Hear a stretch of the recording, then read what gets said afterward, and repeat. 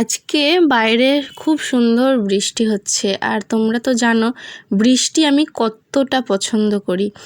আর তার মধ্যে এই বৃষ্টির মধ্যে যদি হয় গরম গরম খিচুড়ি, তাহলে তো কোনো কথা নেই। খিচুড়ি খেতেও আমি ভীষণ ভালোবাসি। আমি আর আমার হাজব্যান্ড আমরা দুজনেই মারাত্মক ভালোবাসি খিচুড়ি খেতে। প্রত্যেক বছর যখনই এরকম সুন্দর একটা ওয়েদার থাকে, বৃষ্টি ওয়েদার, খিচুড়ি আমাদের বাড়িতে হবেই। আমরা দুজনেই একদম রাজি যে খিচুড়ি হবেই। আমার ছেলে মোটামুটি পছন্দ করে, বাট আমরা একটু বেশিই পছন্দ করি। তো এখানে দেখো খিচুড়িটা বসিয়ে দিয়েছি মশলা টশলা কষিয়ে। আর রান্নাবান্না করে আমি সকাল সকাল রান্না করে নিই। তো রান্নাবান্না করে এখানে আমি ছেলেকে পড়াতে বসেছি। এর আগের সপ্তাহে তোমাদেরকে বলেছিলাম ছেলের ইংলিশ ম্যাথ এক্সাম ছিল। প্রত্যেক সপ্তাহে সোমবার করে একটা এক্সাম থাকে। তো এবার সামনের সপ্তাহে ইংলিশ এক্সাম আছে। তার জন্য এখানে দেখো স্কুলে ক্লাসে যা যা করিয়েছে হোমওয়ার্ক আর ক্লাস ওয়ার্ক মিলিয়ে সেগুলো আমি একটা আলাদা খাতায় তুলে রেখেছি, তাহলে আমার সুবিধা হয়। এরপর আমাদের ঘরের যে এক্সারসাইজ বুক আছে, তো তার মধ্যে দেখো আমি সমস্তটা টুকে দেবো, ও করবে। ইংলিশের সিলেবাস বলতে গেলে সবটাই কমপ্লিট। তো সবটাই শুধু একটু প্র্যাকটিস আর হাতের লেখাটা প্র্যাকটিসের দরকার আছে। তাছাড়া সিলেবাসটা কমপ্লিট হয়ে গেছে। বাংলাতেও তাই, সিলেবাস কমপ্লিট করে দিয়েছি, মানে করাতে পেরেছি।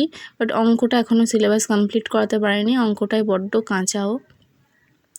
তো এই যে আমি ইংলিশটাই একটু বেশি করে প্রিপারেশন নিচ্ছি, অঙ্কটাও তার সাথে নেব। তো এখন দেখো কী কী দিয়েছি। এখানে দেখো ভাওয়েল খুঁজে বার করতে হবে এগুলোর মধ্যে থেকে। আর এখানেও সেম, এই যে ওয়ার্ডটা আছে এর মধ্যে থেকে ভাওয়েল আর কনসোনেন্টগুলোকে আলাদা আলাদা করতে হবে।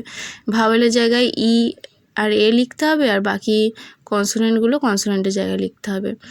আর এখানে দেওয়া হয়েছে রাইমিং ওয়ার্ড। আয়ুষের ক্লাস হচ্ছে কেজি 2, মানে ক্লাস 1-এর আগের ক্লাসটা, পরের বছর ক্লাস 1 হবে। এখানে হচ্ছে এ অথবা অ্যান যেটা হবে তার নিচে একটা করে আন্ডারলাইন করতে হবে। আর তারপর এখানে ফিল ইন দ্য ব্ল্যাঙ্কস আছে, এ অ্যান দা বসাতে হবে। আর এখানে হচ্ছে বাংলায় ট্রান্সলেট করতে হবে, এ পেন একটি পেন, ঠিক এরমভাবে করতে হবে। তো এখানে অনেকগুলি ওয়ার্ড আছে, তো সবটাই করাবো। এর মধ্যে থেকে পরীক্ষায় কোনটা আসবে সেটা তো জানা নেই। আর তারপরে হচ্ছে ইংলিশে ট্রান্সলেট করতে হবে। এখানেও কিছু বেঙ্গলিতে ট্রান্সলেট করা দিয়েছি। আর এখানে আছে কয়েকটা অপোজিট ওয়ার্ড, এই কটাই স্কুলে করিয়েছে, এগুলোই প্র্যাকটিস করাবো। আর এখানে রয়েছে চেঞ্জ দ্য নাম্বার, এগুলো তো ভীষণই সোজা, বুক থাকলে বুকস লিখতে হবে। আর এটা হচ্ছে দেখে দেখে 2 লাইন লিখতে হবে। আর এখানে কয়েকটা কোয়েশ্চেন, এই 3টে কোয়েশ্চেন স্কুলে করেছে, 3টেই করাবো। আর এখানে কয়েকটা ফিল ইন দ্য ব্ল্যাঙ্কস দিয়েছি। আর পরের পাতাতেও রয়েছে হচ্ছে চেঞ্জ দ্য নাম্বার, এই যে 1 বল 10 বলস, তো এইগুলো লিখতে হবে, ব্যাস। খুবই সিম্পল। হ্যাঁ, তবে হ্যাঁ, আমাদের কাছে খুবই সিম্পল লাগছে, বাচ্চাদের কাছে এই জিনিসটাই কিন্তু বড্ড কঠিন, তাই না? তো যাই হোক, আয়ুষকে এগুলো সমস্তটা আমি করিয়ে নেব। আয়ুষের এগুলো বেশ ভালোই লাগে করতে, ভালোবেসেই করে, শুধু অঙ্কটা একদম পছন্দ করে না। বাংলাটাও খুব ভালোবাসে, আর সাধারণ জ্ঞান মানে জিকে ওটাও খুব ভালোবাসে। এখন কিন্তু সন্ধে হয়ে গেছে। তো এই যে বাইরে যা জামা কাপড় কেচেছিলাম বাইরেই মেলা ছিল, জল ঝরে গেছে, এখন সমস্ত ঘরে মিলে দিলাম, ঘরে দড়িটা খাটালাম। এই দড়িটা আগেও খাটানো থাকতো। তো তোমরা আগে খুব বলতে যে কেন তুমি দড়ি খাটিয়ে রাখো, ভীষণ বাজে দেখতে লাগে। তো আমি খুলে ফেলেছিলাম, কিন্তু এখন বর্ষা পড়তে আবার দড়িটা লাগিয়েছি। বর্ষাকালে এটা খুবই দরকার হয়, বাইরে মেলা থাকলে মানে সারাদিনেও শোকায় না। তো এরপর হচ্ছে রাত্রে ডিনারটা করব। সকালে যে খিচুড়ি করেছিলাম সেটাই রয়েছে, একটু পাঁপড় ভাজা করেছি, ডিম ভাজা করেছি, আর আলু ভাজা করেছি। তো এটা হচ্ছে নেক্সট দিনই বোধ হয়, আজকে ছিল শনিবার। এটা হচ্ছে তার পরের দিনকে। ঘরের সব কাজবাজ করে নিলাম, রান্নাবান্না করে নিলাম। ছেলে স্কুলে গেছিলো, তো এখন আনতে যাব ছেলেকে। আয়ুষের বাবা আর আমি দুজনে আনতে যাব। আজকে আয়ুষের এক্সামের খাতা দেখাবে, উইকলি যে টেস্টগুলো হয় তো সেইগুলোর খাতা দেখাবে। তো খাতাগুলো না দেখলে না বড্ড অসুবিধা হয়, হাতের লেখা ঠিকঠাক করছে কি না, কী ভুল করছে না করছে সেগুলো বোঝা যায় না। নাম্বারটা বলে দেয়, কিন্তু খাতা না দেখলে সবটা বোঝা যায় না, যে কারণে খাতাটা একটু দেখতে যাব। আর আয়ুষের বাবা ওকে ছুটি হয়ে গেলে ওকে নিয়ে বাইরেটা একটু দাঁড়াবে, আর আমি খাতা দেখতে যাব। যেখানে খাতা দেখায় বড্ড ভিড় হয়, আর আয়ুষের একদম ধৈর্য নেই, ওই ভিড়ের মধ্যে দাঁড়াতে একদম চায় না। তার উপর আজকে বেশ গরমও আছে, যেই কারণে ওর বাবা ওকে নিয়ে একটু বাইরেটা ওয়েট করবে আর আমি খাতাটা দেখেই চলে আসবো। তো যেই কারণে যাচ্ছি, ওই জন্য সকাল সকাল রান্নাটা করে নিলাম, যেহেতু আমাকে ওখানে যেতে হবে, একটু তাড়াহুড়োতে ছিলাম। তো যাই হোক, ওখান থেকে এসে কিছু ব্রেকফাস্ট করব, আর তারপরে একটু বসে রেস্ট নেব। একটু রেস্ট নিতেও মানে দরকার পড়ে, সকাল থেকে যা কাজকর্ম করেছি, একটু রেস্ট নেব। তারপর আয়ুষকে আবার একটুখানি হয়তো পড়াতে বসবো, বা ওর সাথে একটু গল্প করব, বা ওকে একটু ছড়াগুলো পড়াবো। এরমভাবেই আর কি সময়গুলো কেটে যাবে। প্রচণ্ড গরম, যে কারণে একটু বিনুনি করে নিচ্ছি। চলো, আমি প্রায় রেডি, যাওয়া যাক। এখন যাচ্ছি ছেলেকে আনতে স্কুল থেকে। আয়ুষের বাবা আর আমি দুজনে একসাথেই যাব, স্কুটি করে যাব। তো ছুটির পর ওকে নিয়ে ওর বাবা একটু অপেক্ষা করবে, আর আমি এক্সামের যে খাতাটা দেখাবে সেইটা দেখব। দেখে মানে ওরা আমার জন্য একটু ওয়েট করবে, তারপর আমি খাতা দেখে আসবো, তারপর একসাথে সবাই মিলে বাড়ি ফিরে আসবো। যেখানে খাতা দেখায় বড্ড ভিড় হয়, তো আয়ুষ কোনো একদম দাঁড়াতে চায় না, যেই কারণে ওর বাবা একটু ওকে ধরবে, মানে একটু ওকে নিয়ে দাঁড়াবে। আমি ততক্ষণে খাতাটা দেখে আসবো। তো আমি রেডি হয়ে গেছি। প্রচণ্ড গরম হচ্ছে আজকে, একটা ভ্যাপসা গরম হচ্ছে। কালকে বৃষ্টি হয়েছিল, আজকে একটু বৃষ্টি হয়নি, মেঘলা করে আছে, একটা ভ্যাপসা গরম হচ্ছে। মানে গা হাত পায়ে না চটচট করছে। স্নান করেছি, তাও এই সবাই মুখ ধুয়ে এলাম, একদম ঘেমে দেখো কি অবস্থা মুখটার। তো যাই হোক, চলো যাওয়া যাক। তো আজকে খুব ইচ্ছা হচ্ছিলো যে একটু এগ তড়কা বানিয়ে খাই। সেই মায়ের বাড়িতে গেছিলাম, তখন আর কি বোনের হাতে খেয়েছিলাম, বোন করেছিল। এখানে এসে খাওয়া হয় না, তার সবথেকে বড় কারণ আমার একার জন্য করতে হয়, এই জন্য আর করি না। কিন্তু আজকে খুব ইচ্ছা হচ্ছিলো যে করি। রান্না বান্না করে নিলাম, এখন যাচ্ছি একটু সবজি কিনতে। ঘরে সবজি একদম কিচ্ছু নেই, তার উপর কালকে রবিবার। তো আমি যাই একটু সবজি কিনে আনি। ওর বাবা ঠিকঠাক আনে না, মানে একটা জিনিস আনে একটা আনে না। তার থেকে আমি ভাবলাম যাই, ওর বাবাকে বলে রেখেছিলাম যে আজকে আমি যাব, কালকে যা লাগবে আমি সবজিটা কিনে রাখবো। এই যে আয়ুষ আর আমি যাবো এই জন্য। তাকাও আয়ুষ, হাই করো, বলো হাই। চলো যাওয়া যাক। তো সবজি কিনেছি এখানে ঢ্যাঁড়স, টমেটো, কাঁচা লঙ্কা, গাঁটি কচু, পটল, গাজর, বিনস, এইসব সবজি নিয়েছি। এই কটা জিনিসই তো 120 টাকা বিল হয়ে গেছে। আর একটা থামস আপ কিনলাম, ওই ঘুরতে ফিরতে খেতে ভালো লাগে, কালকে রবিবার আছে একটু খাবো, তো ফ্রিজে ঢুকিয়ে দিয়েছি সমস্তটা। তো রাত্রে ডিনার হচ্ছে রুটি আর তড়কা। একটু ময়দা আর আটা মিশিয়ে রুটি করলে না বেশ ভালো লাগে খেতে, যদিও এটা স্বাস্থ্যের পক্ষে ভালো না, খেতে ভালো লাগে। তো খুব ভালো খেলাম আজকে, অনেক দিন পর রুটি তড়কা খেলাম। তো যাই হোক, চলো আজকের মতন ঘুমিয়ে পড়ি, কালকে দেখা হচ্ছে। এখন হচ্ছে চা খাচ্ছি, আজকে রবিবার। আর আমার না ফোনটা হাতে ধরে কথা বলতে ভীষণ অসুবিধা হয়, আমার প্রচণ্ড হাত কাঁপে, মানে থরথর করে যেন হাত কাঁপছে। কেন এটা হয় কি জানি না। যাই হোক, তোমাদের যদি একটু অসুবিধা হয় জানিও।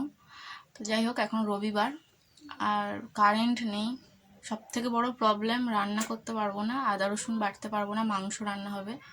অন্য রান্না হলে মানে অল্প একটু আদা রসুন থেতো করে নেওয়া যায়, মাংস তো অনেকটা আদা রসুন লাগে, কী করে থেতো করে নেবো বলো তো? তাই জন্য অপেক্ষা করছি, বসে আছি, ভালো লাগছে না। ভেবেছিলাম রবিবার একটু তাড়াতাড়ি রান্না করে নেবো, আর রবিবার কারেন্ট চলে যায় জানতাম, যে কারণে আদা রসুন কেটে রেখে দিয়েছিলাম, যে সকালে উঠেই মিক্সিতে পেস্ট করে নেবো। ঘুম থেকে ওঠার মানে উঠেছি সবে, কারেন্ট চলে গেছে, ব্যাস আর আসেনি। মানে আমি ভাবলাম হয়তো 9টার পর কারেন্ট যাবে, ওই 8টা 10-15তেই কারেন্ট চলে গেছে, ব্যাস আর আসেনি। এখন 9:30 বাজতে চললো, কী করে রান্না করবো। এখন খাচ্ছি হচ্ছে চা খাচ্ছি। কালকের একটা রুটি ছিল, একটু তড়কা ছিল, ওটাও খেলাম অল্প একটুখানি। বিস্কুট শেষ হয়ে গেছে, আনতে বলবো, ভুলে গেছিলাম। কালকে মুদিখানা করে দিয়েছে, বিস্কুটের কথা আমার খেয়াল ছিল না, ওই জন্য রুটি আর তড়কাটা খেলাম, আর এখন চা খাচ্ছি। খিদে পেয়ে যায় সকালে, অন্তত বিস্কুট আর চা খেলে খিদে পায় না, একেবারে নাস্তা করি 11টা নাগাদ করে।